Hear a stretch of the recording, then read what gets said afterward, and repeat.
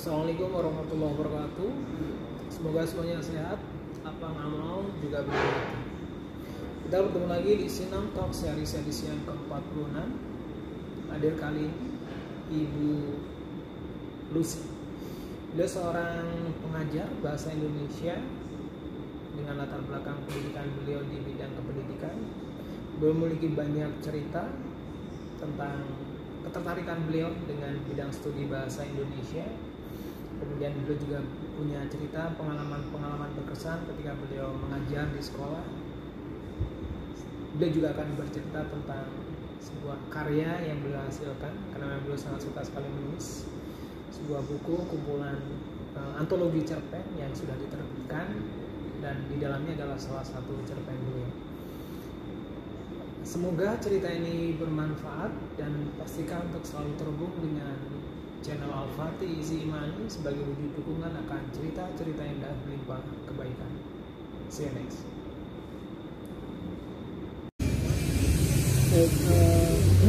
Assalamualaikum warahmatullahi wabarakatuh, teman-teman. Siang ini kita lagi bersama seorang Ibu Lucy, sahabat lama saya di bidang pendidikan juga. Setelah ini mungkin dia akan memperkenalkan diri ke teman-teman. Silakan Ibu Lucy. Hai, aku Lucy. Teman-teman biasa panggil Lucy. Sebenarnya nama lengkap aku Lucy Andriani. Udah lama kita nggak ketemu ya. Udah lama. Di satu sesi akhirnya dipertemukanlah kembali. Disitulah baru banyak yang diperbincangkan lagi. Iya. Bu Lucy teman satu profesi ya, sama-sama mengajar juga. Iya. Pertama mungkin Bu Lucy sebelum ke kesibukan saat ini, kesibukan mengajar, mungkin boleh cerita ke teman-teman dulu latar belakang pendidikannya apa, kemudian di mana. Silakan. Aku udah pasti mengajar, jadi background aku IKIP. IKIP itu berarti udah jelas periodenya angkatan lama. Aku lulus S1 di IKIP Malang, kemudian itu tahun 91 sampai 95. 95 itu langsung mengajar di Sambi, mengajar di Sambi. Kenapa? Karena mengajar saat itu benar-benar minimal gajinya, sampai bapak saya itu sedih, dibilang sedih, miris gitu loh. Aduh, aku ngegaji pembantuku waktu itu ya tahun 95 250.000. Anakku mengajar di sebuah sekolah swasta di sini di Jombang itu digaji 175.000. Fantastik. Perjuangan yang begitu hebat seorang guru dari rumah bapak saya itu. Saya masih tinggal sama bapak saya karena kan bapak ibu saya di Kebayoran Lama ya. Saya masih tinggal di sana. Saya masih single. Itu perjuangan dari sana pukul 6 harus berangkat karena di sini harus sampai pukul setengah 7. Setengah 7 itu kita biasa anak-anak ada pembinaan rohani gitu ya, namanya kan sekolah dasar Islam terpadu Dahlia. Berikutnya itu sih yang miris, tapi Allah itu benar-benar tidak sare katanya. Allah tidak sare, tidak tidur. Kalau kita menempa diri dan mempunyai ilmu, insya Allah derajatnya akan diangkat, begitu katanya.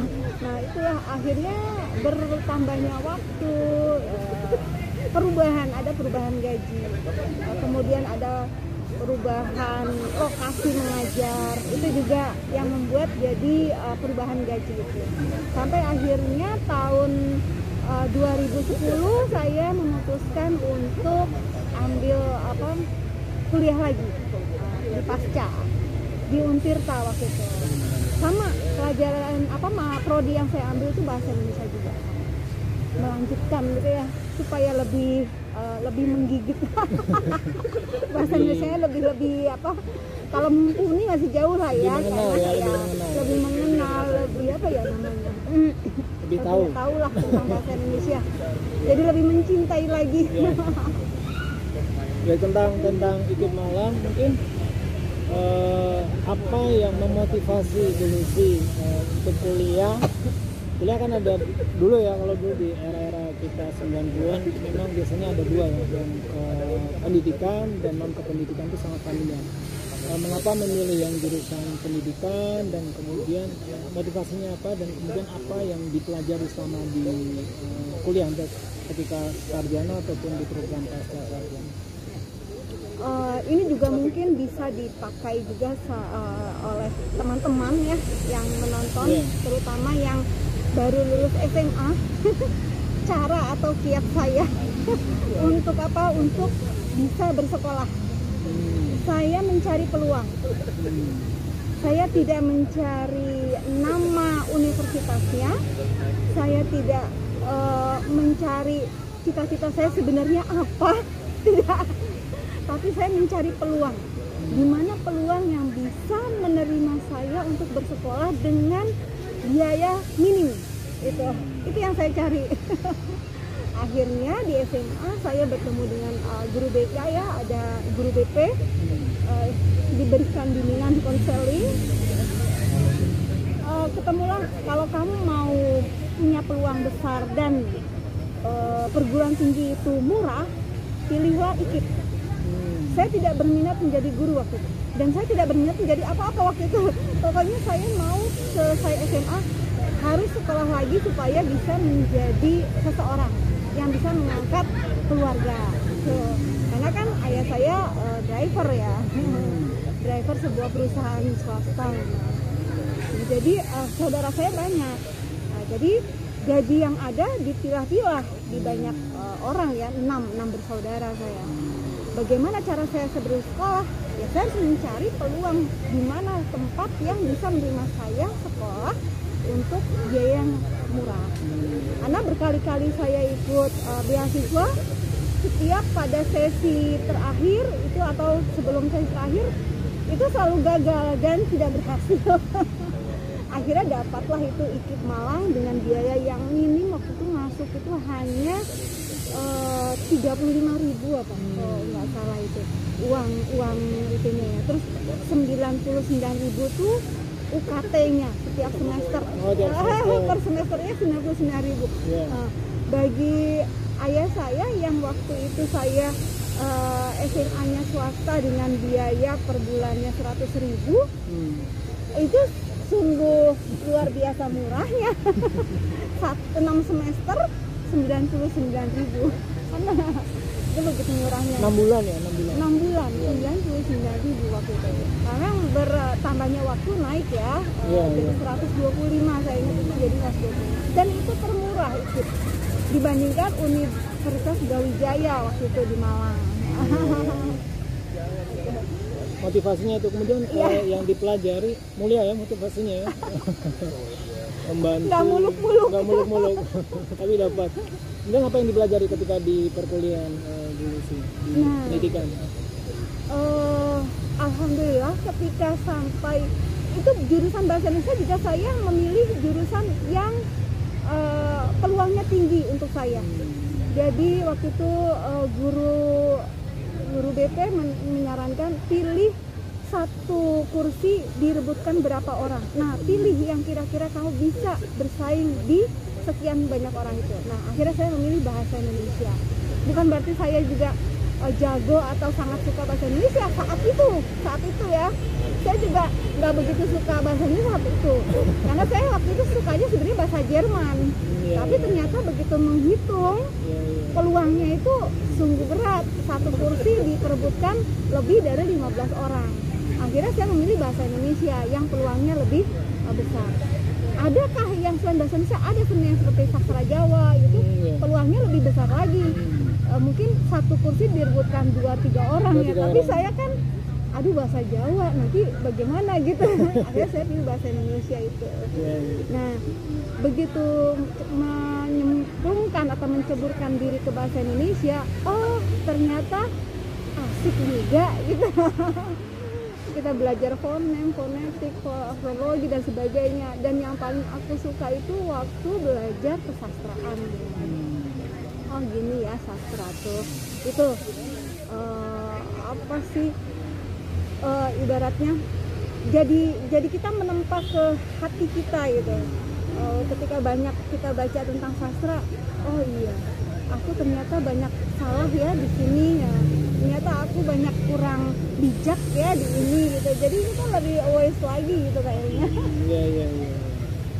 Jadi ada bahasa, ada sastra juga ya. Iya. Tapi pas di semester kelima itu ada penjurusan lagi, aku pilih drama. Jadi di IPIT Malang itu ada 3 bahasa sastra drama. Nah aku pilih drama. Kenapa? Karena di drama itu ada satu hal yang ingin aku peroleh, tampil di depan orang banyak. Nah itu yang sulit. Waktu SMP SMA aku orangnya nggak bisa tampil di depan orang banyak. Jadi drama kali ya supaya bisa tampil di depan orang banyak. Di situ ada mata kuliah penyutradaraan, ada mata kuliah aktor gitu ya, aktris gitu. Nah itu di situ. Jadi saya belajar aktris, belajar vokal, belajar penyutradaraan. Nah, akhirnya ya sedikit-sedikit mulai berani tampil di depan orang banyak gitu. Iya. Ingin tampil dalam arti memang ingin menunjukkan bahasa bisa. Kemudian setelah lulus sampai kemudian sekarang menjadi seorang guru, apakah ada perjalanan yang dilalui, lika-likunya seperti apa di lulus? Ya itu tadi diawali dengan minim ya, gaji minim, sampai orang tua sedih, miris melihat itu. Saya berjuang untuk mencari tempat di lainnya. Ternyata alhamdulillah dapat posisi di tempat yang lain, dan di situ yayasan yang lumayan bagus lah ya, menengah ke atas. Dari situ saya berpikir lagi, wah tidak mungkin ini saya selalu di sini. Mengapa? Karena saya juga punya keluarga yang harus diperhatikan. Itu anak-anak saya masih kecil, jadi sampai datang untuk mengantar itu nggak bisa, menjemput nggak bisa, sampai yang 1 semester sekali mengambil rapor itu juga nggak bisa. Begitu dahsyatnya tempat saya mengajar itu, sehingga semua guru atau tenaga pendidikannya itu full day, dari pagi sampai petang gitu. Jadi kita pakai mengistilahkannya P7. Pergi pagi, pulang petang, penghasilan pas-pasan. Iya. Sampai di situ karena saking apa ya. Jadi akhirnya saya lihat, waduh, ini harus ada perubahan ini gitu. Bagaimana enggak? Kita pukul 6:30 sudah sampai di tempat. Nanti anak selesai pukul 16 itu baru selesai sholat asar, sampai ke pembelajaran akidah gitu ya. Setelah itu anak pulang, udah dijemput nih sama jemputan dan sebagainya. Kita setelah itu masih harus mempersiapkan apa nih event berikutnya. Kalau di hari Jumat berarti kita harus mengubah setting atau layout kelas, ya gitu. Kemudian belum lagi kalau ada event-event kegiatan yayasan atau kegiatan sekolah. Nah itu harus harus terlibat semua guru. Di situ beratnya memang. Kita seringnya itu memang keluar dari sekolah itu pukul 6 seringnya. Ya, akhirnya aku harus mencari sekolah lagi yang lebih longgar waktunya, supaya aku bisa menempa diri juga gitu. Nggak mungkin kan stuck di situ aja ya. Ya itu akhirnya ada peluang PNS rekrutmen, aku ikut. Setiap ada rekrutmen dari kementerian aku ikut sampai berkali-kali. Aku itu dari ikut di Jakarta sampai akhirnya dapat di Kabupaten Tangerang waktu itu ya. Itu ada 9 kali. Dan berhasil? Ya, 9 kali ikut ujian PNS, ASN. Barulah ke 9 kali itu berhasil. Luar biasa semangatnya ya. Saya dulu 1 kali ikut dan kemudian tidak lolos, akhirnya sudah mengundurkan diri. Baik, tentang tadi kalau yang selama di perkuliahan ya yang mungkin menarik buat Ibu Lucy adalah mata kuliah tentang drama ya. Iya. Nah, sekarang ketika Ibu Lucy sudah masuk, sudah mengajar di sekolah begitu, adakah hal yang menarik dari bahasa Indonesia itu sendiri dan kemudian adakah barangkali semacam pemahaman-pemahaman di lingkungan sekitar kita yang mungkin perlu diluruskan barangkali. Kalau dulu yang sering saya biasanya sering mendengar tuh bahasa itu gampang-gampang susah begitu. Lalu alam apakah itu berdasarkan data ataukah berdasarkan semacam opini satu orang ke orang yang lain.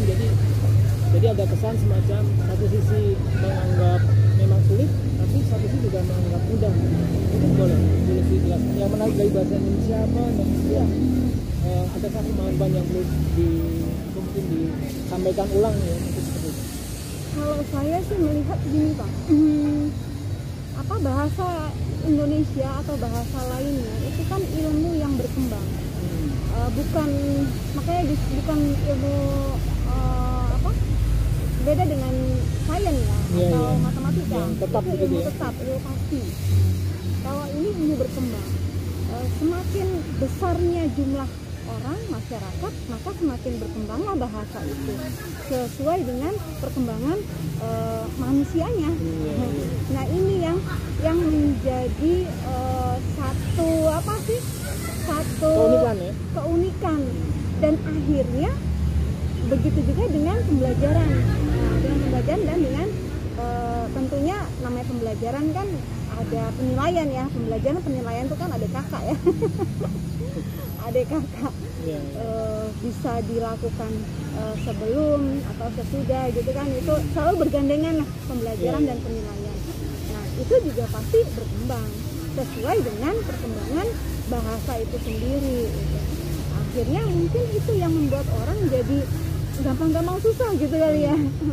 Padahal sebenarnya mungkin bukan gampang-gampang susah, tapi setiap orang itu memiliki kecerdasannya masing-masing gitu ya.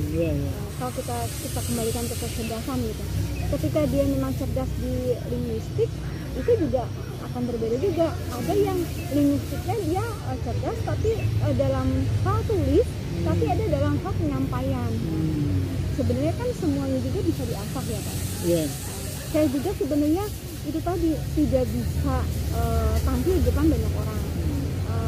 Ketika bicara itu grogi dan panik gitu, panik.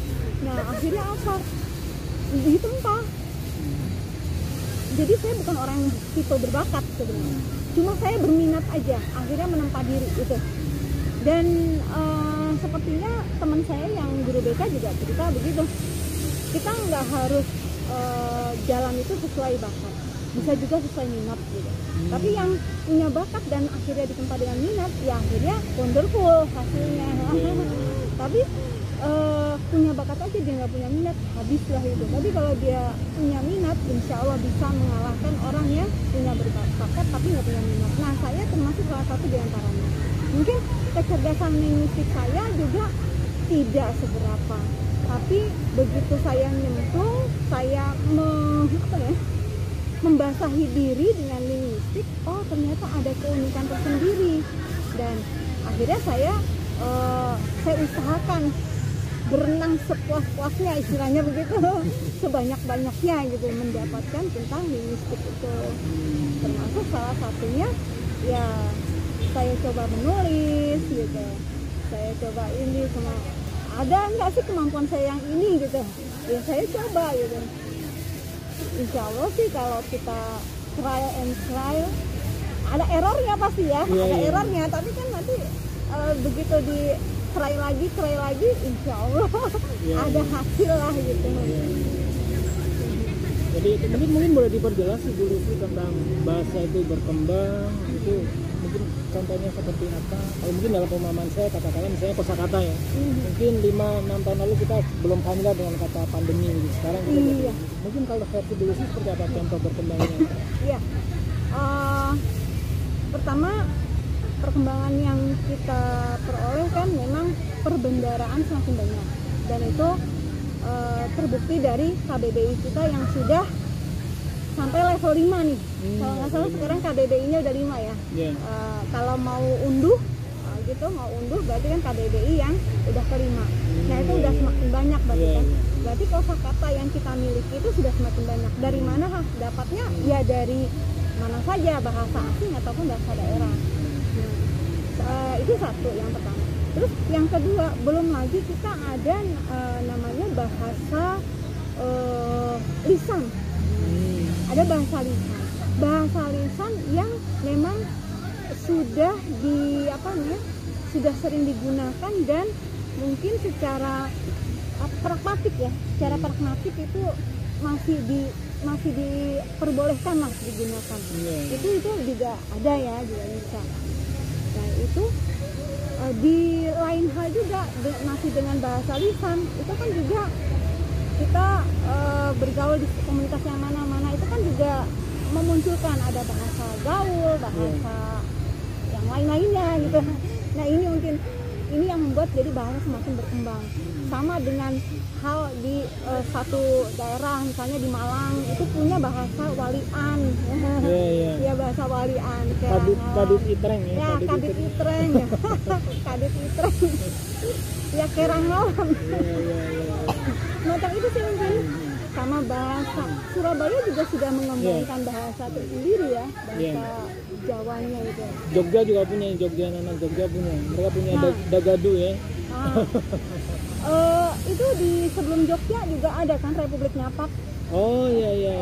Tegal dan sekitarnya Brebes, itu juga punya. Nah, mungkin perkembangan itu yang membuat jadi orang ketika melihatnya dari luar, aduh kayaknya susah gampang nih. Tapi kalau begitu udah nyemplung ke dalam, oh ini loh bahasa yang resmi ini, berarti panduannya ini. Tapi tidak menampik dengan bahasa-bahasa yang lain itu. Mungkin kalau boleh saya sampaikan ulang, unik ya, bahasa itu berkembang baik secara tradisi tulis juga tradisi lisan. Mungkin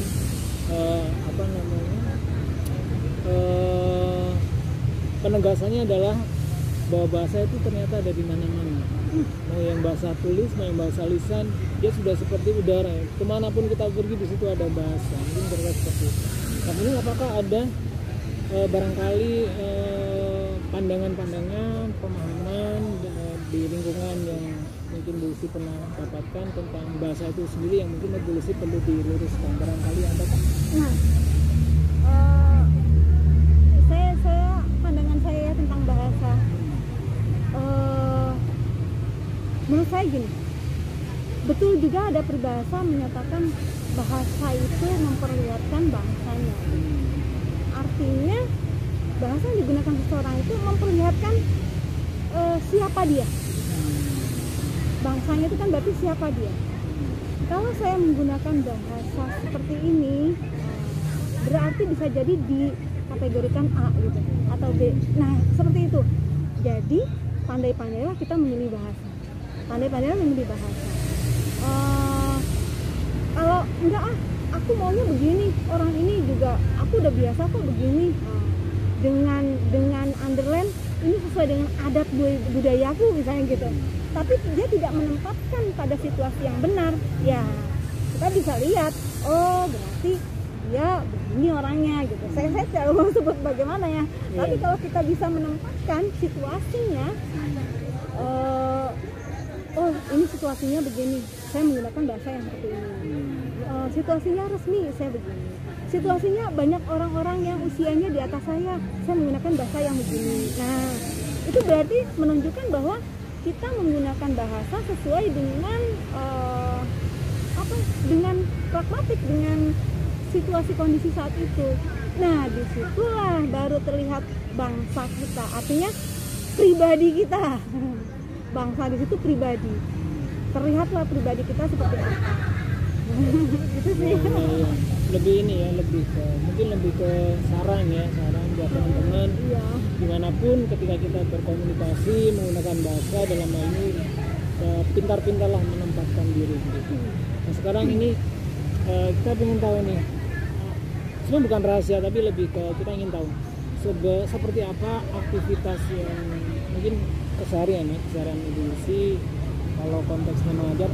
Sebelum mengajar tuh apa yang biasanya Bu Lucy lakukan, kemudian saat di kelas biasanya seperti apa kegiatan yang dilakukan, dan kemudian tadi tentang ada pembelajaran, penilaian yang dilakukan oleh Ibu Lucy seperti apa, dan ditambah satu pertanyaan lanjutan, adakah pengalaman yang sangat berkesan ketika mengajar dengan anak Ibu Lucy? Saya mulai satu persatu dari yang paling berkesan dulu ya. Dari yang terakhir. Iya. Kayaknya ini yang memang puncak ketika rekam jejak kita itu mulus di situ dalam konteks saya ya. Nah, saya berkesan sangat berkesan dan sangat menghargai untuk anak-anak yang telah lulus dan tetap mengingat ya, minimal ketika bertemu atau itu menyapa. Nah, bisa jadi memang lupa tapi ketika ingat terus menyapa, atau ketika yang satunya saya yang ingat duluan lalu kita yang menyapa duluan, tapi dia oh iya ya ibu ya, oh yang begini, nah itu dia langsung terbangun lagi ingatannya gitu karena kita yang mematik. Itu udah nggak apa-apa gitu. Itu satu. Kenapa begitu? Karena sebenarnya sesuai juga dengan rekam jejak yang sudah kita lakukan di ini. Saya pernah merasakan itu. Jadi suatu saat ternyata ini juga buat saya pribadi ya. Ada anak dia itu ternyata murid saya. Ternyata dia murid saya. Dan saya tidak ingat anak itu karena perubahan ya. Dia SD waktu itu, saya ngajar dia SD. Sudah pulangnya saya malam, ditambah ada anak yang butuh untuk pendampingan belajar, jadi pulangnya lebih larut ya. Terus dia ada pemuda berkumis kok ngeliatin saya terus gitu. Saya ini apa ya, kayaknya saya bajunya juga rapi, nggak ada masalah, apa mungkin dompet atau apa tas gitu ya, enggak juga. Kelihatannya pemuda baik-baik, bukan orang yang mau berniat jahat. Nah pas terakhir barulah ketahuan, dia baru udah ending mau turun, dia baru ngomong, ibu apa seorang guru gitu. Oh iya dan sebagainya. Akhirnya ketemu, iya barulah ketemu dia. Saya berarti murid SD ibu, saya agak ragu mau menyapa ibu. Nah itu kan, itu dari sisi yang positif ya. Ternyata dia begitu tuh karena waktu masa SD-nya dia bener-bener menyambut saya dengan baik.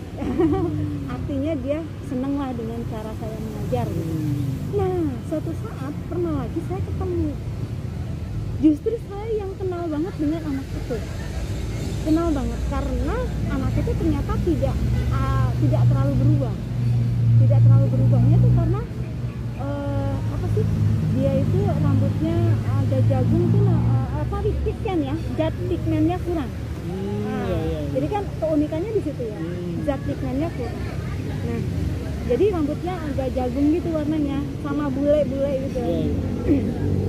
Saya waktu itu baru mengajar dan kurang paham masalah kejiwaan anak SD. Karena waktu itu tahun 96 atau 97 tuh.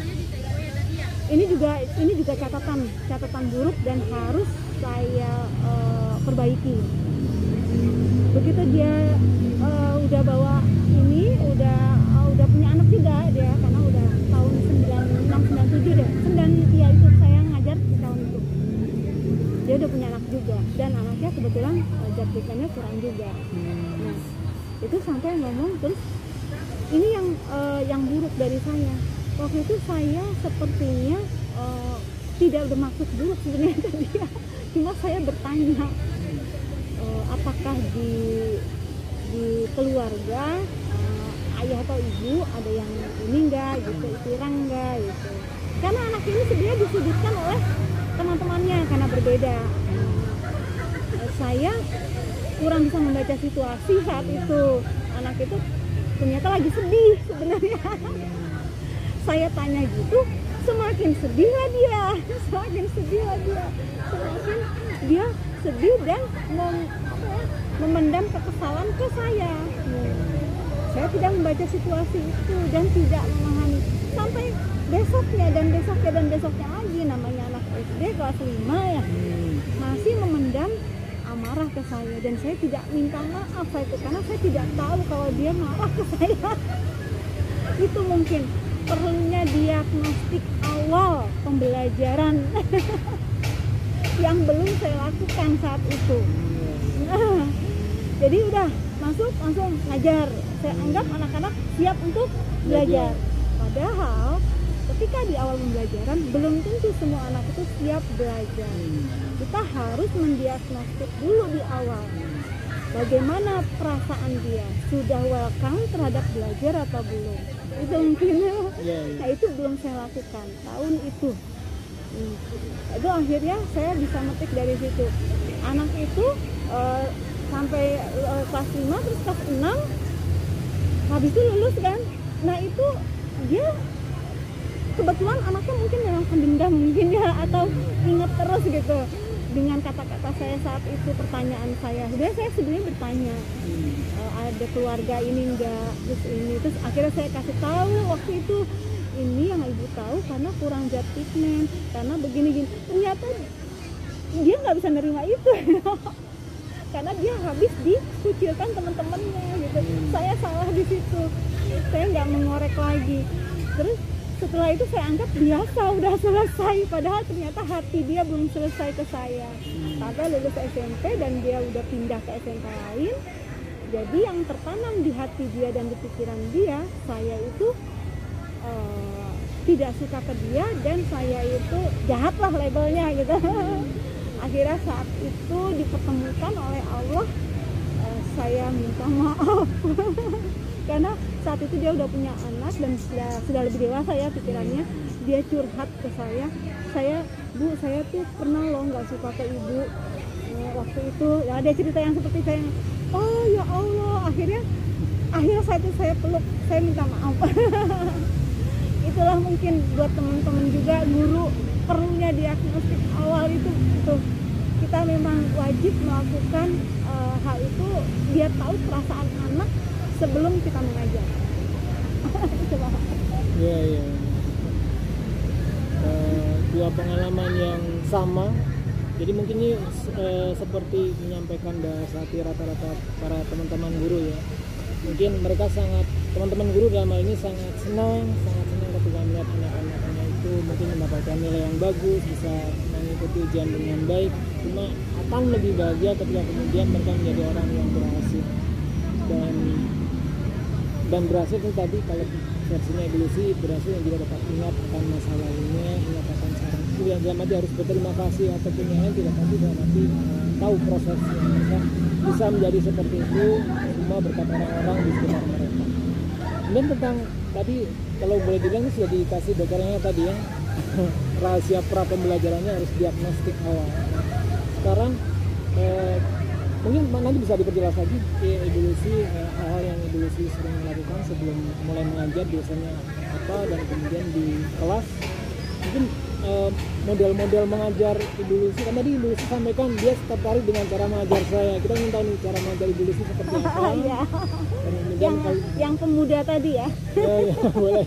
Yang contoh pemuda tadi katanya respect dan masih mengingat saya karena ibu tuh unik cara mengajarnya. Nah, saya tidak tahu cara mengajar yang bilang anak tersebut uniknya di mana, itu saya kurang paham karena saya nggak tanya dengan terperinci. Cuma ada di harian, di setiap harinya itu memang sebelum mengajar kita tetap saya lakukan itu perlu apa ya, talking perlu kita bercerita, bercengkrama dulu untuk mencairkan suasana, untuk mencari tahu anak, latar belakang anak. Setelah itu baru kita berikan materi yang mau kita sampaikan. Itu trik yang pertama saya lakukan. Terus yang kedua, ketika belajar pun saya mencari tema-tema yang dekat dengan anak. Apalagi bahasa Indonesia saat ini berbasis teks, berarti teks-teks yang dekat dengan anak. Contoh yang kemarin saya mengajar teks tanggapan, itu respon anak sangat oke banget. Itu ya sebelum pandemi, itu 2019. Mengapa? Karena kalau di buku kan yang ditanggapi di buku itu memang sudah berat ya, tentang apa waktu itu ya, sosial, tentang sosial, tapi udah lebih berat. Nah, saya mengawalinya bukan yang berat seperti itu, saya mengawalinya ringan. Jadi menanggapi apa nih yang lagi euforia di anak-anak, K-pop, ya udah saya mengeluarkan K-pop. Saya cek dulu dari satu kelas ini siapa yang gemar satu grup band A, grup band B, C, itu siapa? Banyak yang gemar yang mana? Nah, saya mencari tahu itu. Dari mana? Dari talking tadi. Dari ngobrol tadi sama anak-anak. Entah ngobrol di luar ketika istirahat atau di dalam kelas ketika mereka mengerjakan, kita kan keliling ya, itu sempat ngobrol-ngobrol, itu juga bisa. Nah, ketika dekat dengan anak, insya Allah anak juga menerimanya dengan hati terbuka. Seperti anak-anak SMP yang saya ajar juga, mereka sangat berpikiran bahwa beranggapan, benar-benar beranggapan saya itu benar-benar fanatik ke salah satu. Ya, ke ini, ke apa namanya, EXO gitu. Ya. Ke BTS. Sampai saya sebutkan, sekarang saya nggak hafal ya, waktu itu saya hafal siapa personil BTS, siapa personil EXO, itu saya sebutkan. Mengapa? Karena dari 4 kelas yang saya ajar, itu mayoritas senangnya itu. Seventeen itu siapa aja. Akhirnya apa? Di rumah saya benar-benar berlatih. Ini anggota EXO siapa aja ya? Oh ini namanya ini. Saya hafalkan itu. Bukannya saya fanatik, tapi bukannya saya ngefans banget, tapi saya memang mencari tahu dan menghafalkan yang disukai anak. Nah, akhirnya itu yang saya pancing, saya berikan. Disitulah anak akhirnya respon kita gitu. Jadi apapun materi yang kita berikan, dia oke aja.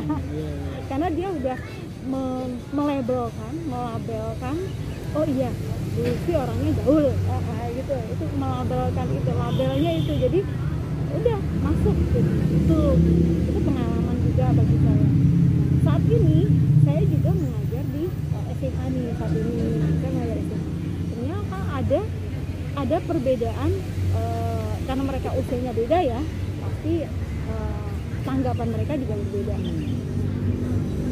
Dari 4 kelas yang saya ajar itu mereka juga penggemar K-pop ternyata. Jadi kita benar-benar harus menggiring anak ke situ dengan cara anak lah. Bukan berarti kita ikutin maunya anak, enggak. Kita masuk dulu ke anak, bagaimana maunya dia. Nanti ketika dia udah percaya ke kita, baru kita yang memoles. Jadi saya mengambil kepercayaan anak dulu deh. Mengambil hatinya dulu. Iya, ngambil hatinya dulu. Kalau udah ngambil hatinya, insya Allah.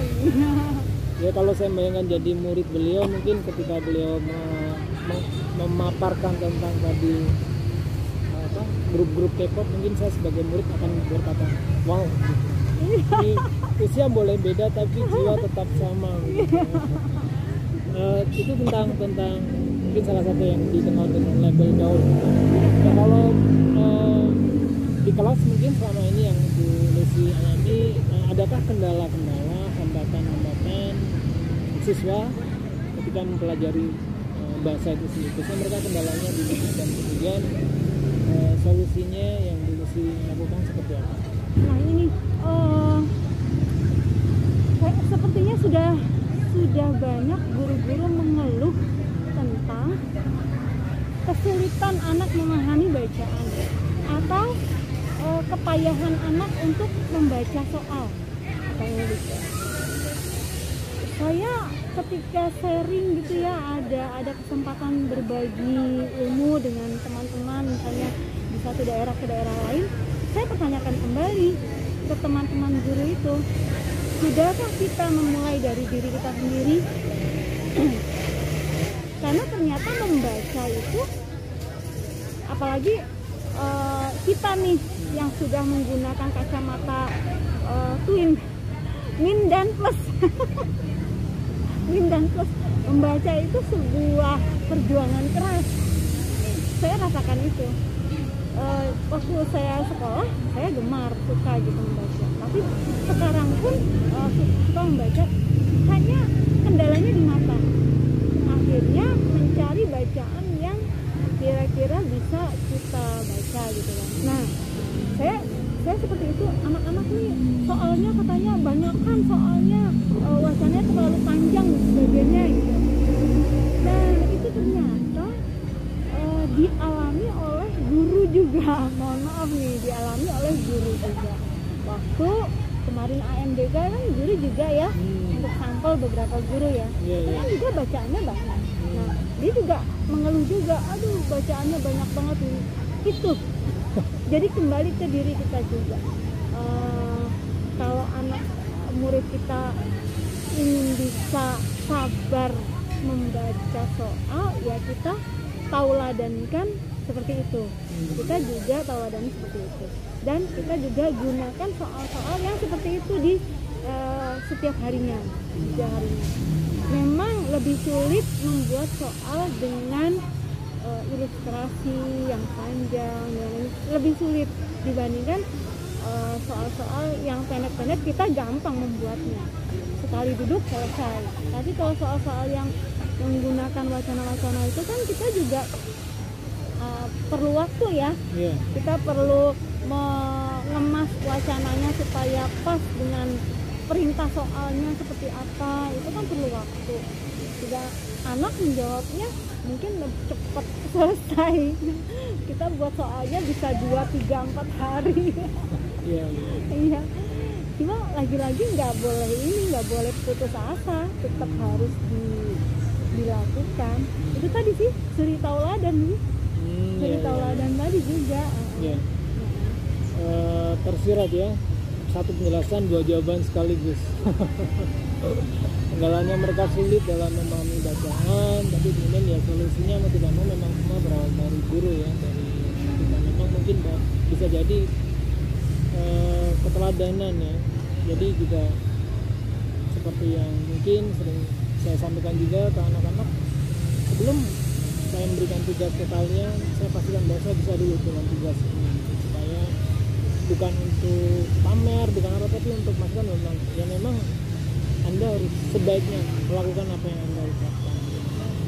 Itu tentang di kelas ya. Nah sekarang tadi Bu Yusi sampaikan sering dalam beberapa kesempatan sering berbagi ilmu, berbagi wawasan dengan teman-teman guru, dan mungkin bukan hanya di satu lingkungan, katakanlah di sini Tangerang Selatan atau Tangerang Bali, ini malah sudah levelnya sudah tingkat provinsi atau malah tingkat nasional. Ini mungkin dulu sih boleh bercerita salah satu kegiatan apa yang mungkin dulu sih cukup katakanlah cukup berkesan di situ, atau mungkin sangat berkesan, dan kemudian dari sekian pengalaman Ibu Lucy berbagi dengan teman-teman, sebenarnya kalau mau dirangkum begitu ke dalam sebuah pernyataan inti, sebenarnya gagasan inti apa yang ingin Ibu Lucy sampaikan ke teman-teman guru saat ini?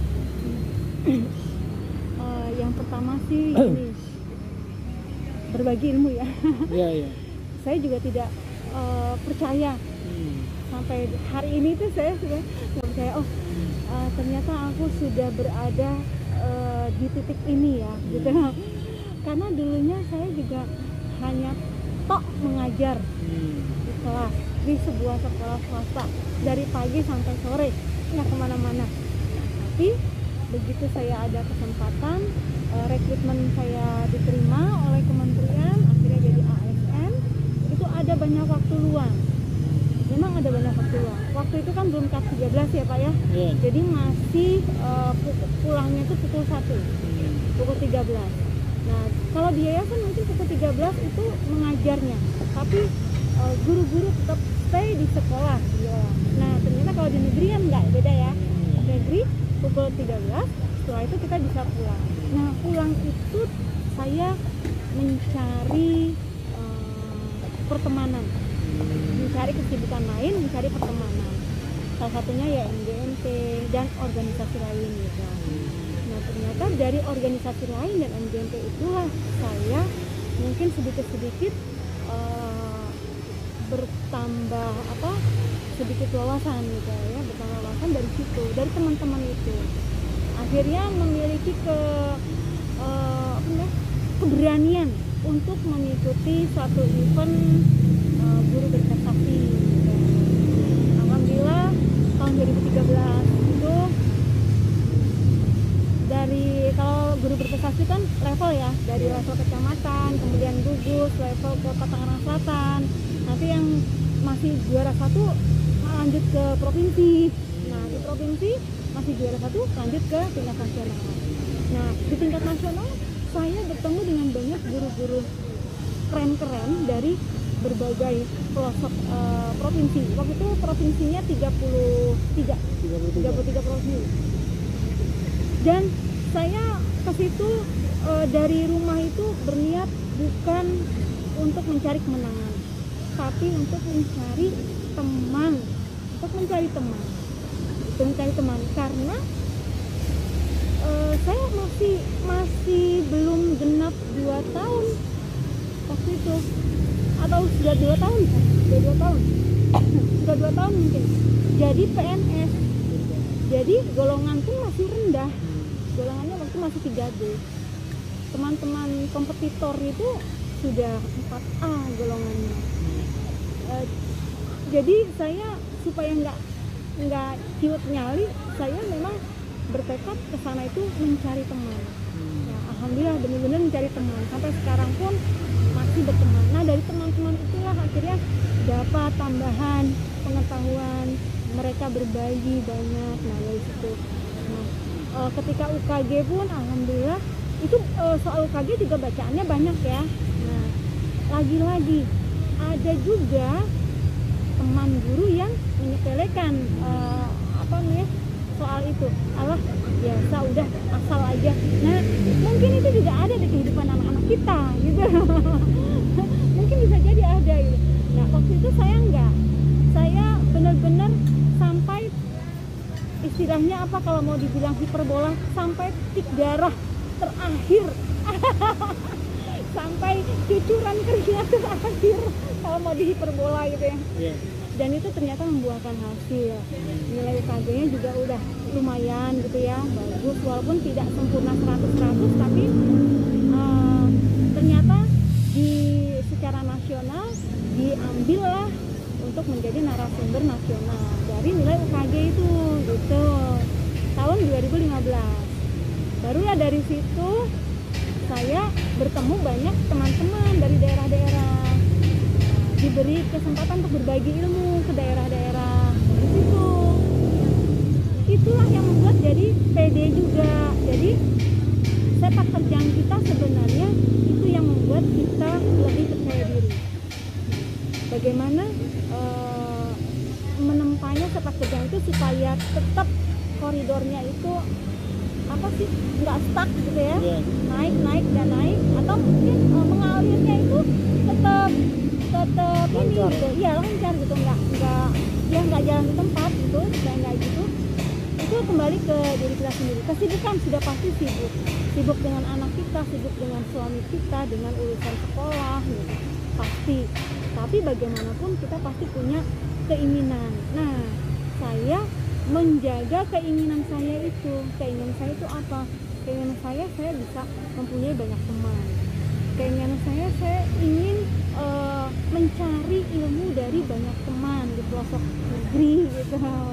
Itu jadi saya menjaga itu. Dan satu lagi keinginan saya ingin memberikan satu memori baik di orang tua saya, karena kan orang tua saya itu orang tua gue ini dia dulu itu waktu masih sekolah kan, bapak ibu aku kan nggak sekolah ya, mungkin sekolahnya cuma sampai SD gitu, SR ya. SR. Jadi setiap mau memasukkan anak sekolah, anaknya kita nih memasukkan sekolah itu selalu dibodohi orang lain gitu loh ya. Hidup di Jakarta dari kampung, dibodohinya gini, udah masuk sekolah sini aja, biayanya sekian, kita udah bapak ibuku tuh udah bayar biaya sekian, ternyata nama aku nggak ada kayak gitu. Terus adekku juga gitu, udah didaftarin, udah daftar aja lewat saya gitu, daftar lewat saya. Dia percaya orang dia ada di situ, dia mengaku pegawai sekolah itu, udah ini itu, ternyata nggak ada namanya itu, dan berkali-kali ya gitu.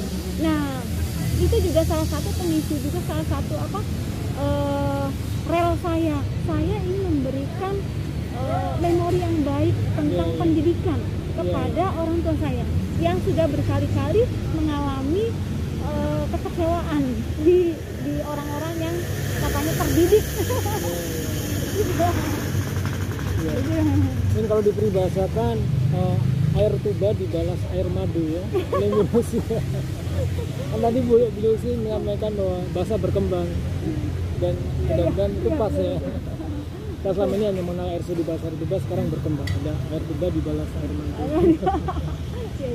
Mungkin tadi ke pertanyaan yang kedua, gagasan inti apa yang sebenarnya Ibu Lucy sering sampaikan ketika berbagi pengalaman dengan teman-teman guru? Nah ya, saya sering mengatakan ke teman-teman ketika perkenalan, saya selalu memakai moto, ini moto yang benar-benar saya pegang. Hari ini harus lebih baik dari hari kemarin. Itu ya. Terus hari esok harus lebih baik dari hari ini. Itu moto yang saya pegang sejak dulu. Supaya apa? Supaya saya nggak lupa.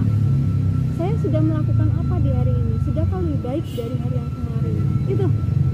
Nah, ketika perkenalan saya motonya selalu itu, nggak pernah berubah moto itu. Supaya apa? Mendoktrin saya supaya saya lebih harus berbuat sesuatu yang lebih dibandingkan hari kemarin. Nah, itu juga yang saya sampaikan ke teman-teman di kalangan guru-guru dimanapun. Kita harus lebih baik dari kita yang dulu, gitu. Terus kita harus menciptakan kita yang esok lebih baik dari yang kita sekarang. Baik menjadi guru, baik menjadi ibu, atau menjadi teman, gitu. Karena kan ketika dengan komunitas NGMP berarti kita harus bahwa kita ada di situ, bukannya nempel doang, enggak. Bahwa kita ada di situ, artinya ada kan berarti kita harus ikut memberikan ide, memberikan solusi. Berarti kan kita ada di situ. Ketika kita menjadi seorang ibu, kita ada di situ menjadi ibu. Berarti kan membuat sesuatu yang lebih baik. Tadinya nggak bisa buat kue, akhirnya bisa buat kue, gitu. Tadinya nggak bisa masak A, akhirnya jadi masak A. Itu kan berarti kan progres gitu ya. Nah, saya ingin gitu. Walaupun progresnya itu tidak besar, tapi tetap ada progres dari hari, dari minggu, tahun, bulan. Gitu ya. Dan sudah beliau buktikan ya dengan koleksi tulisan beliau. Mungkin boleh berbagi cerita beberapa karya yang pernah Bu Lucy tulis. Kalau menulis sebenarnya saya bawa buku ini ya. Menulis sebenarnya gini, saya mulai menulis itu waktu kuliah. Kita ada namanya klinik bahasa. Nah, kemudian ada juga sih saya beberapa kali puisi saya terbit di koran kampus. Walaupun nggak every time gitu ya, tapi pernah. Jadi sebenarnya dari masa mahasiswa sebenarnya suka menulis, tapi itu tadi sepertinya terkecoh dengan yang lain gitu. Jadinya nggak dipoles. Nah, begitu menjadi guru itu juga terkecoh dengan banyaknya hal-hal lain, akhirnya tidak terpoles. Alhamdulillah itu tadi, sengsara membawa nikmat, pandemi membawa keberkahan. Pandemi membawa keberkahan. Ada banyak waktu di rumah yang saya gunakan untuk membaca dan menulis di pandemi. Nah, tahun 2019 mulai pandemi ya Pak. Tahun itu pula akhirnya saya mulai mencoba untuk menulis lagi,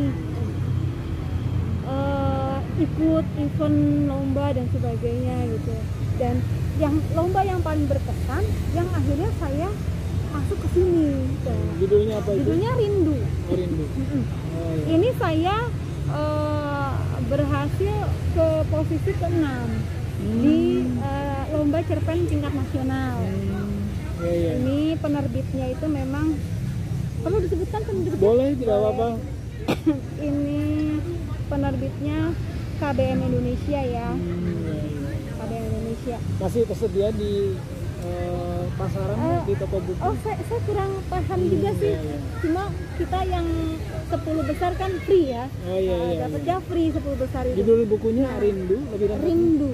Antologi cerpen top 10 10 cerpen terbaik. Nanti ada lagi yang top 10 100 terbaik. Berarti dia yang 51 sampai 100. Gitu.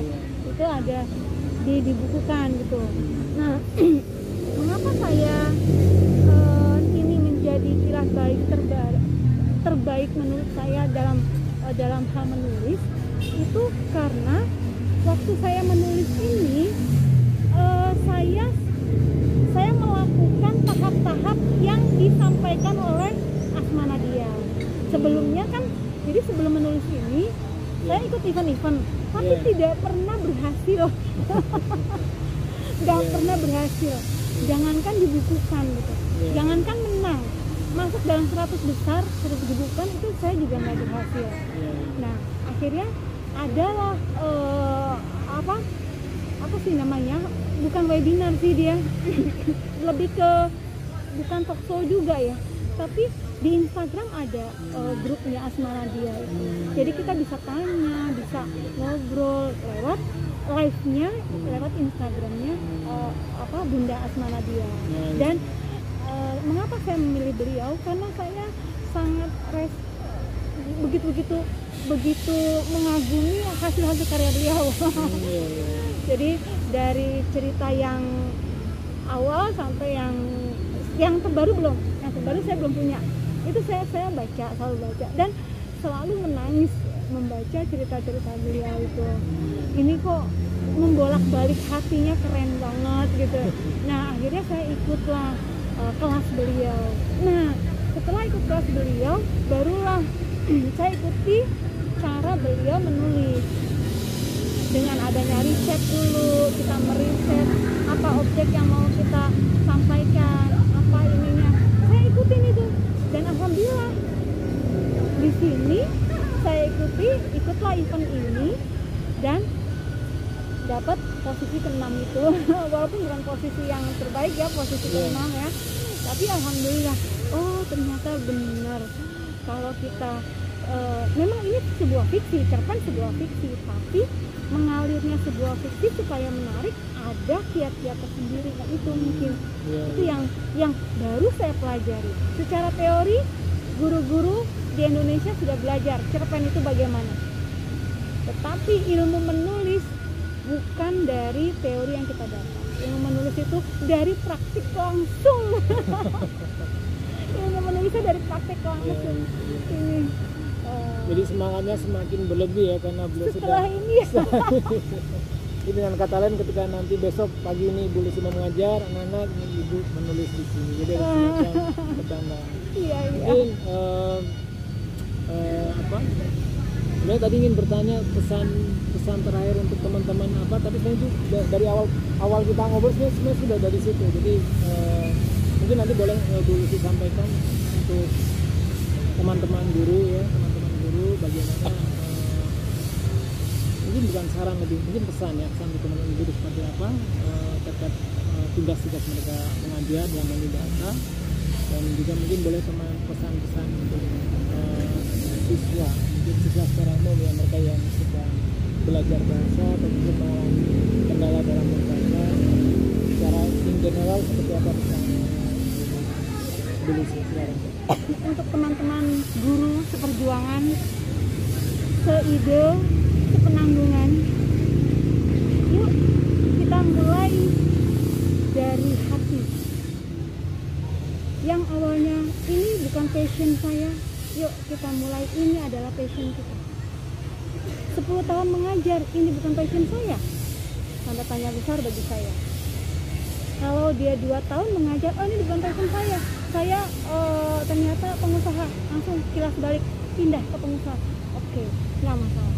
Tapi sudah 10 tahun mengajar, bahkan lebih, atau 8 tahun mengajar, tapi merasa ini bukan passion saya, tanda tanya saya besar. Nah jadi mari yuk teman-teman guru, kita bergerak dengan hati. Kita bergerak dengan hati supaya kita bisa menggerakkan hati anak-anak kita. Dalam hal apa? Dalam hal apapun. Belajar tentang keilmuan, belajar tentang kehidupan, atau kemasyarakatan, atau sosial, atau ketuhanan. Itu belajar apapun. Semua dimulai dari hati. Dan insya Allah dengan bergeraknya kita memulai dari hati, maka kita bisa menggerakkan hati anak-anak kita. Itu mungkin dari saya terakhir. Terima kasih banyak Ibu Lucy sudah berbagi waktu, berbagi wawasan untuk teman-teman. Kita doakan semoga Ibu Lucy terus mengalir ya, mengalir tanpa hambatan, bisa Jangan meningkat, stuck ya. jangan stuck ya. Dan kemudian kita doakan juga teman-teman bisa lekas kembali beraktivitas seperti dulu sebelum pandemi ya. Mudah-mudahan pandemi ini kita dihadirkan Ibu Lucy membawa keberkahan untuk kita masing-masing. Insya Allah hari ini selesai obrolan kita dengan Ibu Lucy. Semoga kita semuanya sehat. Saya mohon izin pamit. Kita ketemu lagi di konten berikutnya. Terima kasih Ibu Lucy. Assalamualaikum warahmatullahi wabarakatuh. Waalaikumsalam.